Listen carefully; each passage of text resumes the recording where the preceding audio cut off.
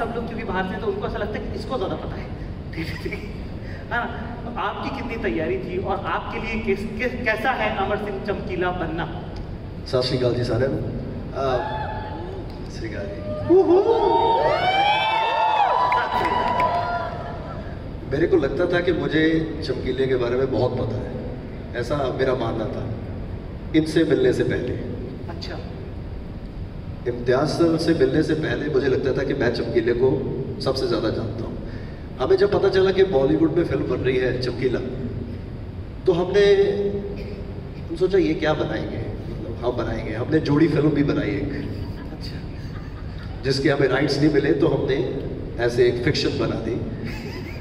तो मुझे था कि जो अभी लोगों के दिमाग में भी है कि पंजाबी गाने हिंदी में कैसे बनेंगे, वो रिक्रिएट नहीं हो सकते, तो ये लोग क्या बनाएंगे, हम बनाएंगे पंजाबी में। तो हमने ऑलरेडी बना दी एक फिल्म।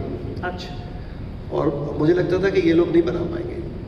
जब हमने फिल्म बना दी, कोविड आ गया, फिल्म रिलीज नहीं हुई, मुझे सर की कॉल आई, इम्तियाज सर की। मुझे लगा ये सू करेंगे हम पे कि इनके पास राइट्स हैं और हमारे पास तो राइट्स नहीं थे। तो ये बोले कि मैं तुम्हें लेना चाहता हूँ चमकीला में। मैं कहा जी पहले मेरे से कहानी सुन लो, हमने फिल्म बना ली है ऑलरेडी।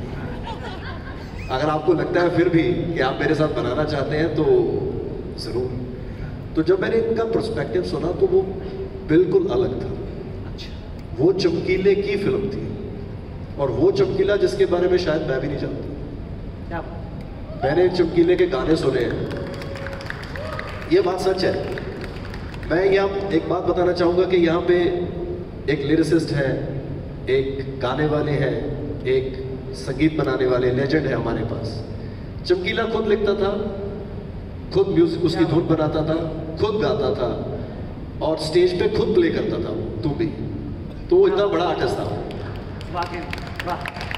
तो उसकी स्टोरी इतने बड़े पर्दे पे कही जानी मेरे लिए, हमारे लिए बहुत बड़ी बात थी। उसके गाने की चॉइस के पे डिस्कशन और हो सकती है, लेकिन चमकीला अपने आप में बहुत बड़ा आर्टिस्ट था। तो जब इन्होंने मुझे सर ने ऑफर की फिल्म, तो जो इन्होंने कहा, क्योंकि मैं सरेंडर कर गया जब इन्होंने चीज़ें बताई जो मुझे भी नहीं पता थी चमकीले के बारे में, वो कैसे खड़ा होता था, कैसे बोलता था। फिर मुझे लगा कि यार म्यूज़िक कैसे करेंगे आप लोग। हाँ। तो फिर जब ए.आर. रहमान सर हो, मतलब शाह सर हो, मोहित जी हो, तो ऑब्वियसली म्यूज़िक तो सारा इन्होंने संभाला। गाने पंजाबी में हैं जो स्टेज पे हैं, जो चमकीले के हैं। बाकी जो गाने हैं वो बैकग्राउंड में हिंदी सॉन्ग्स दोबारा रिक्रिएट किए गए हैं। बहुत सारे फैंस को ये दुविधा है कि गाने कैसे होंगे। गाने पंजाबी में, चमकीला हिंदी में नहीं गाया जा सकता, और उनके ओरिजिनल सॉन्ग्स हैं। फिर मेरे को टेंशन थी कि अमरजोत कौन बनेगी। हाँ। अमरजोत कौन गाएगा, क्योंकि वो चमकीला से भी टफ गाती थी। तो जब उन्होंने बोला परिणीति जी हैं, तो मैंने इनके गाने सुने हैं, गा लेते हैं, पर अमरजोत को गाना एक अलग बात है, बहुत ही अलग बात, जो कि उन्होंने बहुत अच्छा किया है। बहुत ही अच्छा इन्होंने अपना रोल किया। तो जो सर ने कहा जी, इम्तियाज सर ने, मैं तो सरेंडर कर गया। ये बोले खब्बे देखो खब्बे देख, सज्जे देखो सज्जे देख, तो वही सर बबली गर्ल वाला पूरा जॉनर अपन ओन करते हैं इसको, ठीक है। ये एकदम ठेठ पिंडी पंजाबी लड़की का जो कैरेक्टर है, जो गाती भी है और माशाल्लाह से आप भी बहुत अच्छा गाती हैं, ठीक है। तो उसका कितनी तैयारी आपने करी, अपने आप को वहाँ से खींच के वहाँ लेके जाने का कितना सफ़र आप करा, उस पर अगर रोशनी डाल दें। सब लोग सुनना चाह रहे हैं बेसब्री से आपसे।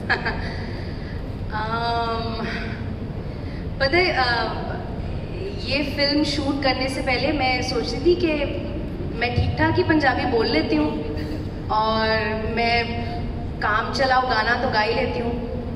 फिर मैं दिलजीत जी से मिली और इन दोनों डिपार्टमेंट्स में जो बोलते हैं ना रियलिटी चेक जो मुझे मिला कि कैसे गाया जाता है पंजाबी में, कैसे पंजाबी को बोला जाता है। आई थिंक मैं एक स्टूडेंट थी दिलजीत के सामने, क्योंकि मुझे लगता था कि नहीं इट्स ट्रू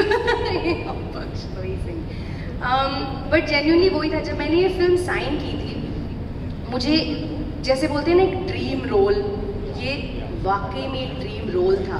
मतलब मैं कभी नहीं सोच सकती थी कि मैं इस पैनल में इन लोगों के बीच बैठूंगी और वो नाम चमकीला और अमरजोत जिनको मैंने बचपन से सुना है, मैं उनका किरदार प्ले करूंगी। रहमान सर का म्यूज़िक होगा, इरशाद साहब के बोल होंगे, मोहित सर जिनकी मैं फ़ैन हूँ पता नहीं कितने सालों से। I used to feel I am in a dream. But फिर पहले दिन ही जब आप ऐसे लेजेंड्स को देखते हैं अपने सामने, आप एक स्टूडेंट बन जाते हैं। तो मेरी जो तैयारी थी वो इन लोगों से आई। I used to check my diction with Diljit actually a lot, कि ये वर्ड मैं ठीक बोल रही हूँ या नहीं, कैसे बोलना चाहिए। एंड सबसे बड़ी चीज़ एंड चैलेंज हम दोनों के लिए ये था कि हमें अपने जैसा नहीं गाना था, हमें चमकीला जी और अमरजोत जैसा कोशिश करना था। हम कभी भी नहीं गा पाएंगे, पर हम चाहते थे कि हम जेन्युइनली उनकी तरह गाएं। तो वो थोड़ा मुश्किल था क्योंकि अमरजोत जी की जो पिच है वो बहुत हाई है और मेरी जो आवाज़ है वो बहुत बेस है। अब आप देख रहे हो हंस रहे हैं क्योंकि इनको सच पता है। तो मैं बस सुर में हूँ, उसके अलावा अमरजोत जी जैसा मेरे अंदर कुछ है नहीं मेरी आवाज़ में। So I really had to work hard at singing like her, which I think has been one of the most difficult things for me to do, but I hope कि मैंने कुछ ठीक ठाक कर लिया है।